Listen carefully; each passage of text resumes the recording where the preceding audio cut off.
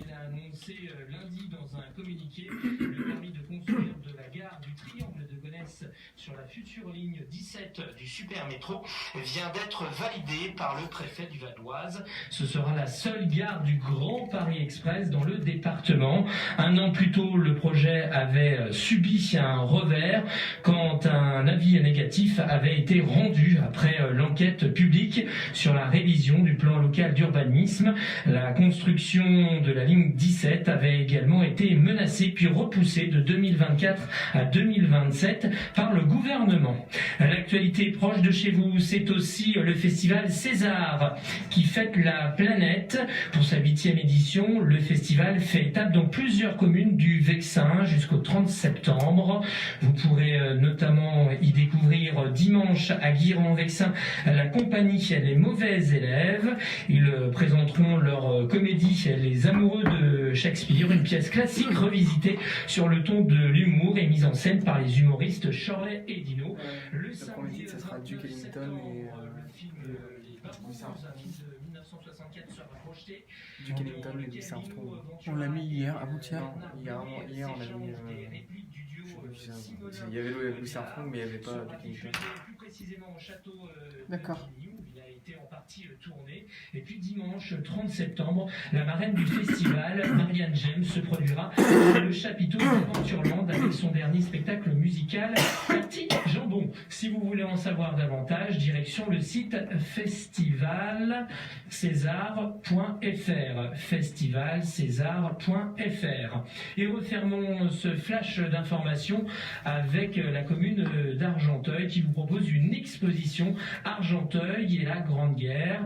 Cette exposition vous dévoilera tout un tas d'anecdotes sur la vie de soldats argenteuillais au front, leur correspondance, mais aussi l'impact de la guerre sur la vie locale. Elle se tiendra jusqu'au 27 janvier 2019 sur le site de l'ancienne abbaye, rebaptisée récemment l'Atelier, pour confirmer sa vocation culturelle. L'exposition sur la Grande Guerre présente notamment une trentaine d'objets prêtés par des habitants ayant répondu à la grande collecte d'archives lancée en février 2017. On apprend grâce aux correspondances apportées par des descendants que le couple qui figure sur l'affiche de l'exposition s'était marié en janvier 1918. L'exposition s'appuie aussi sur les carnets tenus presque quotidiennement par Jean-Étienne Delacroix, agriculteur argenteuillais qui avait pour habitude de chroniquer la vie locale. Pour découvrir cette exposition Argenteuil et la Grande Guerre, vous avez jusqu'au 27 janvier à l'atelier 19 rue Notre-Dame et l'entrée est libre. C'était votre flash vanoisien sur la radio du bien-être. Voilà, c'est à nous. Ouais, non mais je préviens Philippe. Merci d'avoir suivi la matinale depuis 7 heures. Je vous souhaite une excellente journée. À demain, toujours sur le même créneau horaire. Restez avec nous. La radio du bien-être vous propose un large choix d'émissions éclectiques et variées. Dans quelques minutes, elle sera à vos côtés, même voire dans quelques secondes, Florence Sueur pour son émission Le Bar de l'économie. Et aujourd'hui, elle accueille le maire d'Enghien-les-Bains. À demain.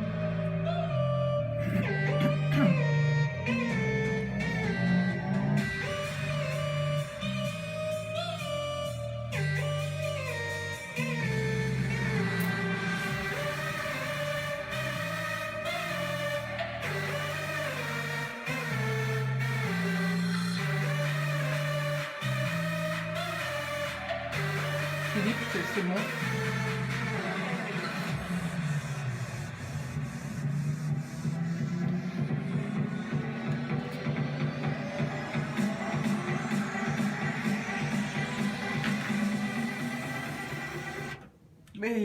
Mais oui, il était avec nous. Merci Christophe. Il est bien avec nous. Philippe Sueur, maire d'Enghien-les-Bains et premier vice-président du conseil départemental du Val d'Oise. Bonjour Philippe Sueur. Bonjour Florence et surtout bonjour à tous les auditeurs. Ben oui, bonjour à toutes et bonjour à tous. On vous souhaite une excellente journée. Restez avec nous pour cette heure et demie qui va être très intéressante. Vous allez voir, quelques scoops vous ont été préparés parce que c'est la rentrée à Enghien-les-Bains.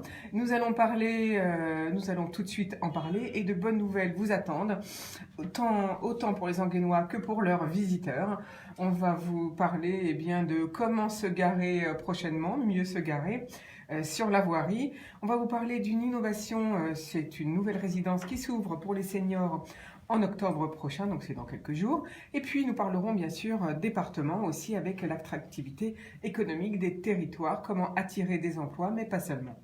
Alors vers 9h50 comme d'habitude, Bruno Vigoureux nous livrera son secret de cuisine. Donc je vous rappelle nos fréquences, 98.0 en FM, par internet la web radio idfm.fr ou en direct, en vidéo live sur notre page Facebook. C'est tout de suite pour 7h30 exceptionnelle. Mais tout d'abord, on revient tout de suite après, bien sûr, notre pépite musicale du jour. On vous propose Duke Ellington et Louis Armstrong avec Quentin à la technique.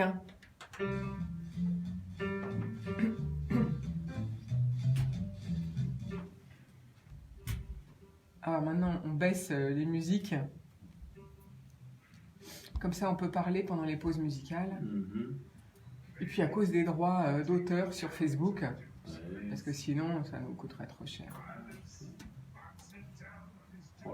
Donc, on baisse. Alors, tu vois, on a encore un photographe, une histoire.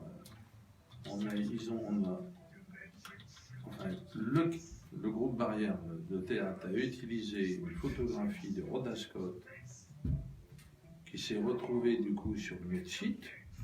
Bah, logique. Oui. Et maintenant, le photographe veut ses droits.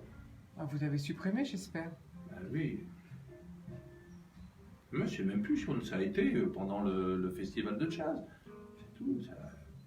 Je comprends pas que le groupe ne signe pas des droits d'utilisation pour la communication qu'ils font. Bah, il faut qu'ils rédigent leur... C'est pas bien ça. Ça, il faut bien rédiger ces textes. Hein. Ouais. Bon. Donc ensuite, on reprend avec l'info à retenir. Donc ça, c'est les infos que tu as vues. Je te fais commenter. Donc si tu le souhaites, voilà. Tu m'interpelles où tu veux. Voilà. Après l'info, nouvelle pause musicale. Et ensuite, les bonnes nouvelles pour Enghien-les-Bains.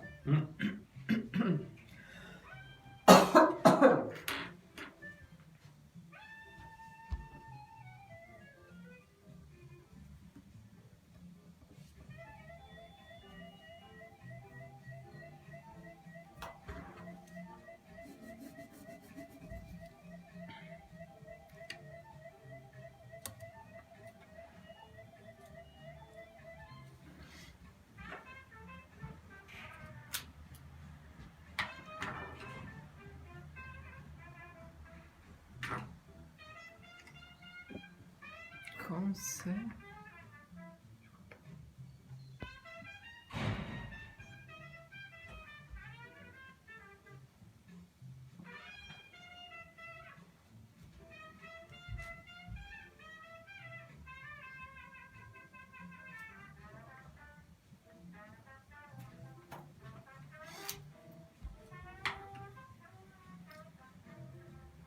On a eu des commentaires de quelques internautes sur le déplacement de la brocante. Oui. Ils ont été très félicités. D'ailleurs, qualité, pas de bousculade, et puis toutes ces cochonneries de fripe. Alors, moi, j'ai proposé que pour les enfants et le matériel d'enfance, je leur donne toute la salle des fêtes le même jour. Ah oui, c'est pas mal ça. C'est très bien. Et puis, on irait vers important également. Bon, on va en parler de la brocante. Et surportant et limité à une quinzaine, une vingtaine. Il y a des brocantes qui font ça maintenant. Qu'est-ce qu'elles font? Où on ne peut vendre des vêtements que sur important. Oui, parce que c'est plus propre. Et important par stand. C'est plus propre. Voilà.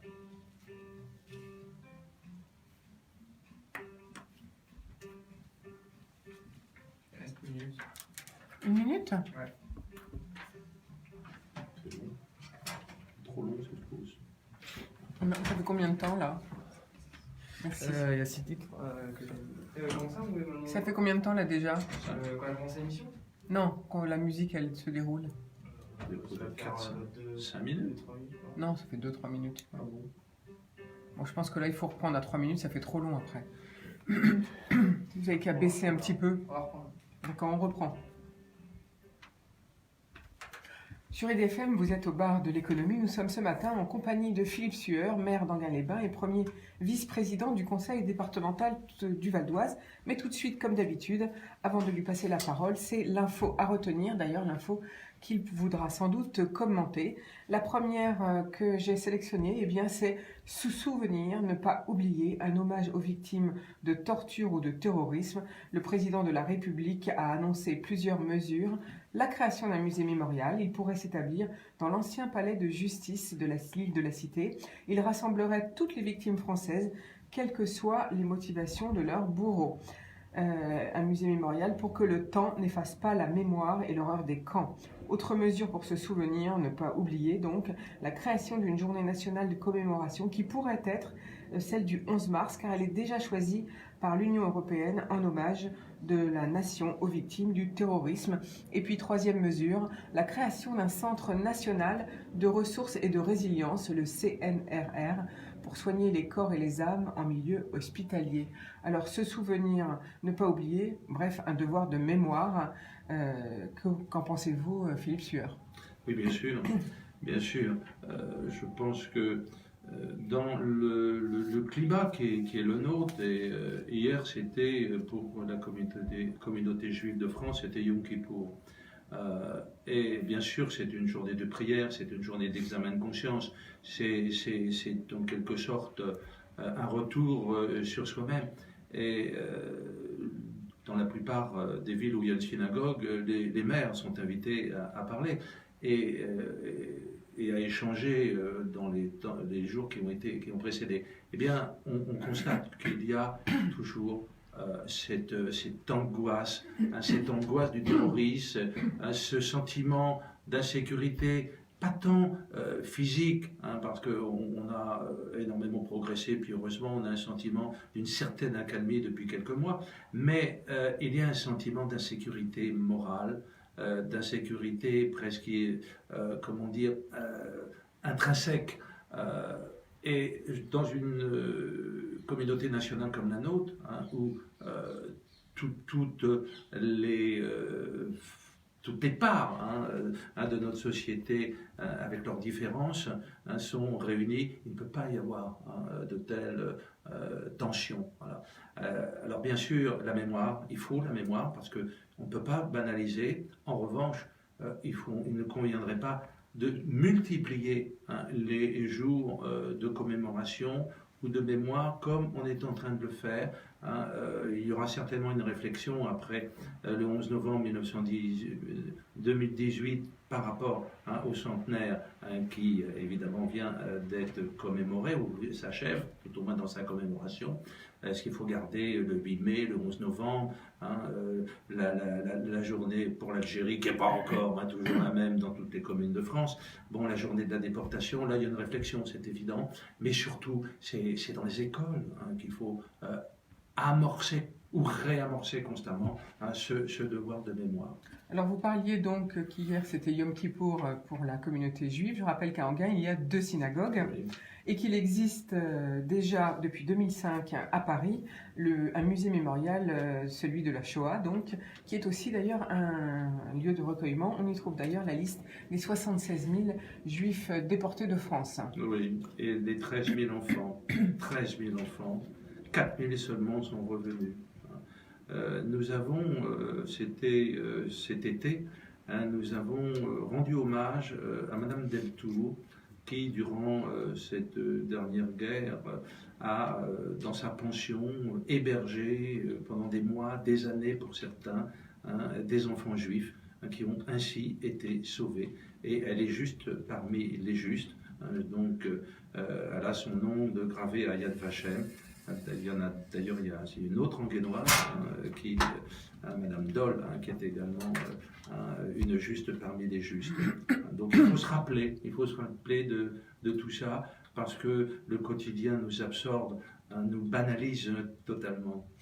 Et pour se rappeler, vous pouvez tout à fait revoir en replay la magnifique émission sur la police de Vichy qui a été diffusée hier soir sur la télévision française et qui explique justement comment sont passées les déportations, notamment celle au Veldiv, où là il y avait presque 5000 femmes et 4000 enfants. Profondément troublant, profondément troublant. Ce qui est encore plus troublant, c'est le silence, pas absolu, hein, loin de là, qui a suivi les années. Il y a eu bien sûr la libération, il y a eu les procès, l'épuration, bien sûr, mais certes les archives n'étaient pas ouvertes, certes il y avait là encore des responsables politiques ou des très hauts fonctionnaires, et nous savons que nous avons eu des grands procès comme le procès Papon, mais il y a eu tout de même un silence, une sorte de chape, de voile qui dérangeait. C'est heureux qu'un tel document ait pu être diffusé hier soir et qu'il devrait être diffusé. Alors, j'en profite parce que au tout début de ce film, parce que c'est une émission mais avec beaucoup de documents, dont certains manifestement ont été recolorisés, mais il a bien été dit qu'il y a eu une nationalisation de la police en 1941. Et jusqu'en 1941, les polices de France étaient municipales. Et c'est par une loi de 1941 qu'on a nationalisé les polices dans les villes de plus de 10 000 habitants.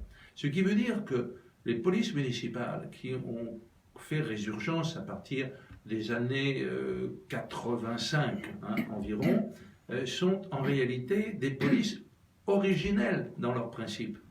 C'est-à-dire qui correspondent à un terrain, à un besoin évidemment des nécessités locales, sous l'autorité du maire qui a un certain pouvoir de police, plus de police, évidemment pas de police judiciaire, même s'il est officier de police judiciaire, certes, mais de pouvoir de police administrative. Eh bien, on va continuer sur ce sujet, si vous voulez, Philippe Sueur. Donc, je rappelle d'abord, si vous voulez revoir en replay ce documentaire sur la police de Vichy, eh bien, en replay, c'était hier soir sur la télévision française. Donc, vous parliez de la police municipale. Donc, la deuxième info que j'avais choisie, justement, c'est sur la sécurité publique, les préconisations du rapport Toureau-Favergue qui inquiètent les maires des petites villes. Christophe Bouillon, député de Seine-et-Marne et président de l'Association des petites villes de France, s'inquiète de certaines propositions qui ont été faites dans ce rapport sur l'articulation du travail des forces de l'ordre national, des polices municipales et des entreprises de sécurité. L'association applaudit sur certaines mesures visant bien sûr à une meilleure association entre policiers municipaux, forces de sécurité de l'État, comme par exemple pour le système national des permis de conduire, le système d'immatriculation des véhicules, le fichier des objets et des véhicules signalés, ou encore le fichier des personnes recherchées. Mais elle s'inquiète sur celle de créer un transfert des polices municipales au sein d'un giron intercommunal, car cela ne leur semble pas adapté à la diversité des contextes locaux dans les petites communes. Ils disent qu'il faudrait laisser l'initiative aux maires dans un esprit de mutualisation des effectifs et des matériels et non à marche forcée. Ils disent également qu'il serait aberrant de défaire le tissu des structures locales dédiées à la sécurité, notamment les conseils locaux de sécurité et de prévention de la délinquance. Vous savez, ces structures qui permettent un travail fin de prévention de délinquance et qui sont également de précieux baromètres pour prévenir le développement de la radicalité religieuse, d'ailleurs dans toutes les communes. Autre proposition qui les surprenne, c'est l'armement obligatoire des policiers municipaux, sauf décision motivée du maire, dans la mesure où l'état du droit pose déjà le maire comme coordinateur de la prévention de la délinquance et non comme le garant de la sécurité civile. Ils estiment que cela relève, ce dernier point, des pouvoirs régaliens de l'État. Et donc, dernière interrogation pour eux, c'est bien sûr le coût financier pour les collectivités locales, sur ce qui s'apparente à un nouveau transfert de charges et donc un désengagement supplémentaire en matière de sécurité publique. Qu'est-ce que vous en pensez, Philippe Sueur ? Il y a de bonnes choses et effectivement, pour des communes qui n'en ont pas les moyens, des interrogations. Alors, d'abord, moi je voudrais souligner ce que vous venez aussi d'évoquer. La sécurité publique relève de l'État. C'est une des responsabilités de l'État. C'est un pouvoir qu'on appelle régalien. c'est à sa charge. Jusque dans les années 80-85, la sécurité relevée seule, que ça commence par police secours, pour aller jusqu'effectivement la police judiciaire, les brigades anticriminelles, les brigades spécialisées anti-stupéfiants, etc. Mais on s'est aperçu que par tout simplement des engagements de l'État, pour des raisons toujours budgétaires, la question des effectifs dans les commissariats de police des grandes villes, des villes de banlieue, on n'a pas en quelque sorte suivi l'inflation, l'hypertrophie de notre tissu urbain. La société, les sociétés modernes vivent en ville, et la sécurité ne s'assure pas en ville comme dans les campagnes, dans le plat pays, comme disait Jacques Brel. Donc l'État est en retard. Pour compenser, pour assurer la sécurité à leurs concitoyens, les maires de France ont pris l'initiative de créer des polices municipales qui ont été bien balbutiantes, qui ont été jalousées par les fonctionnaires de la police municipale, c'est national, je veux dire, par l'État. Alors, premièrement, ça coûte très cher. Ça coûte très cher et il n'y a pas d'aide de l'État. Il n'y a pas d'aide. Moi, je suis constamment scandalisé par les propos de responsables, de hauts responsables politiques. Ça commence d'ailleurs par aussi de hauts magistrats, la Cour des comptes, quand on dénonce les dépenses de fonctionnement ou la progression des dépenses de fonctionnement des collectivités françaises et des communes. Mais pourquoi? Parce que nous avons en charge tous les services dont l'État s'est désengagé. La solidarité sur les départements, la sécurité, par exemple, sur les communes. À Enghien-les-Bains, c'est certes que 12 000 habitants, mais c'est quasiment 20 000 visiteurs jour. Il y a 10 000 entrants à la gare, 9 lignes d'autobus en terminus. 6 500 élèves scolarisés sur notre ville. Eh bien, une police municipale de 37 agents policiers. C'est énorme. Et 9 agents de surveillance de la voie publique, les ASVP. Bon, c'est énorme. Nous avons donc 3 véhicules, une vidéosurveillance de la ville avec près de 80 caméras, un centre de surveillance qui fonctionne en coordination avec la police nationale. Voilà. Mais ça a un coût énorme, énorme. Bon. L'État ne se rend pas compte. Alors certes, on collabore de mieux en mieux. Ça n'a pas toujours été le cas. Nous recrutons d'ailleurs d'anciens policiers, d'anciens gendarmes, d'anciens militaires qui ont, eux, le port d'armes. À Enghien-les-Bains, le port d'armes n'est pas accordé, assuré à chaque policier municipal. Donc je rappelle que c'est vous qui donnez l'autorisation. Oui, bon, évidemment, nous prenons la décision avec l'autorisation préfectorale, parce que la tutelle reste, nous ne la contestons pas, celle du préfet qui, avec le procureur de la République, le garant de la sécurité dans un département. Il faut le rappeler. Les polices nationales, elles sont placées sous la tutelle des 2 autorités judiciaires et administratives que je viens de nommer. Alors, jusque pendant longtemps, nous avons travaillé tout seuls. On avait d'ailleurs très peu de pouvoir. Même on était parfois limité au pouvoir de tout citoyen en quelque sorte. Bon, alors ça va beaucoup mieux. Ce qui a été annoncé sur la consultation des fichiers, c'est une excellente chose. Sur la coordination, les contrats que vous avez évoqués, il le faut. Ce que je crois, c'est qu'il faudra trancher. L'État n'est plus en mesure d'assurer ce qu'on appelle la police de proximité, la police secours, tout simplement, ce qu'on a appelé.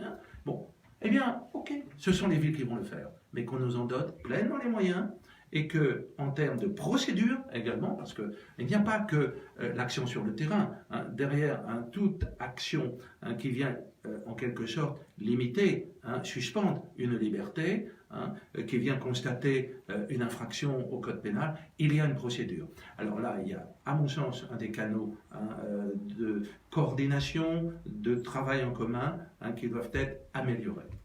Merci Philippe Sueur pour ce commentaire sur le rapport Toureau-Favergue. Je vous rappelle que c'est le commentaire C'est le rapport, qui parle donc de réunir, enfin en tout cas de réunir le travail des forces de l'ordre national, des polices municipales et des entreprises de sécurité, et que à Enghien, comme vient de nous le dire Philippe Sueur, maire d'Enghien-les-Bains bien sûr, il y a 37 policiers municipaux, 9 ASVP, ce sont les policiers municipaux chargés de la sécurité sur la voie publique, et puis il y a également un centre de surveillance commun avec la police nationale.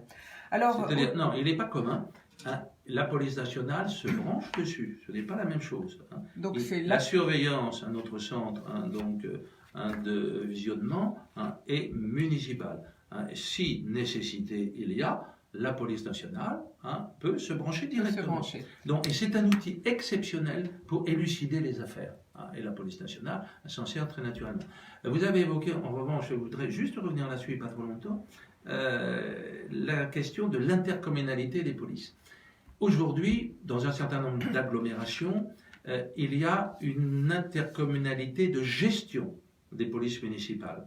Mais chaque maire reste responsable et organisateur de la police sur son territoire. Sur son territoire. Donc, la fusion d'une police qui serait purement intercommunale sur la seule autorité d'un président ou d'un vice-président d'intercommunalité n'est pas encore achevée. Mais c'est justement ce qui inquiète les maires des petites villes, puisque les préconisations du rapport Toureau-Favergue ne vont pas dans ce sens-là. C'est pourquoi ils nous interpellent aujourd'hui. Les besoins ne sont pas les mêmes. Voilà, les besoins des petites communes ne sont pas les mêmes que dans les grandes communes. Alors, autre info aujourd'hui, les députés ont voté la fin du verrou de Bercy pour les fraudeurs fiscaux. Qu'est-ce que ça veut dire ? Eh bien, jusqu'à présent, tous ceux qui fraudaient on pouvait ne pas transmettre leur nom à la justice, Bercy gardant et négociant directement avec ces fraudeurs. Eh bien maintenant, le montant de la fraude, ça y est, il est déclaré, il se déclenchera à 100 000 euros. Donc si vous fraudez à 100 000 euros et plus, eh bien Bercy peut transmettre directement votre nom et votre dossier à la justice. Tel est l'article du projet de loi antifraude qui instaure un mécanisme de transmission automatique à la justice des affaires voté, je vous l'assure, par 112 voix pour 5 abstentions. Donc ça veut dire c'était hier à l'unanimité pratiquement à l'Assemblée nationale.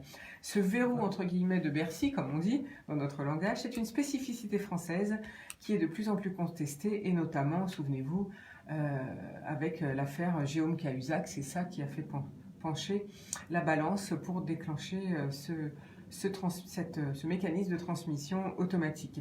L'Assemblée nationale a également voté la convention judiciaire d'intérêt public, une mesure permettant à une entreprise de payer une amende afin d'éviter des poursuites sans reconnaissance de culpabilité.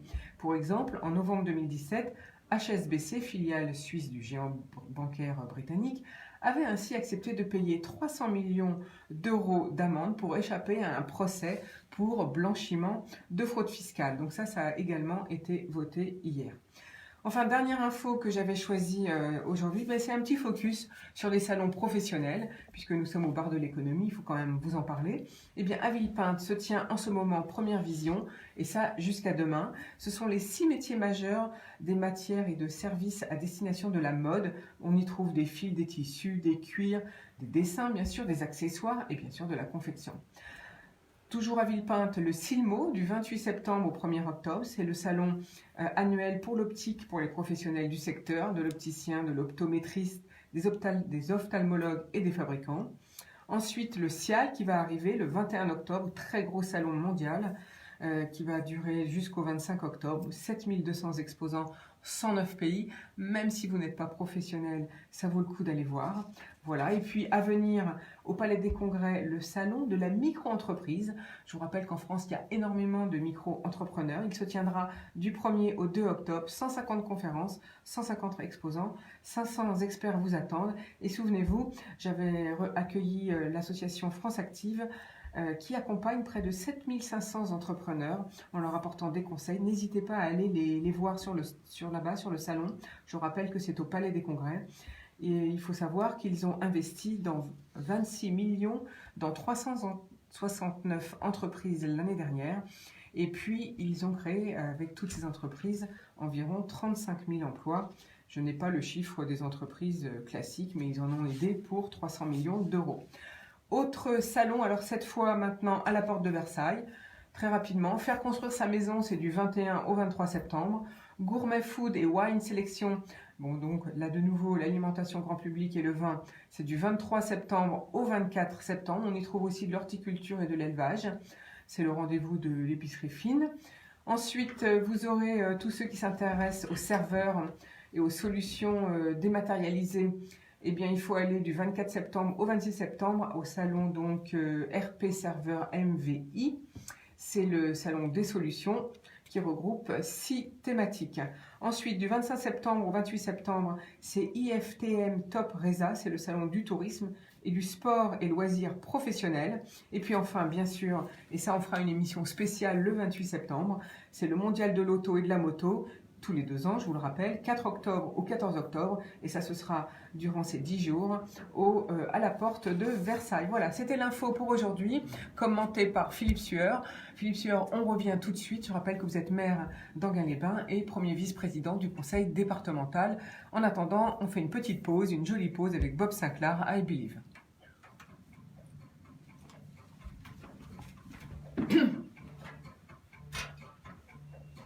Si tu veux aller boire un verre d'eau, on a 2 minutes.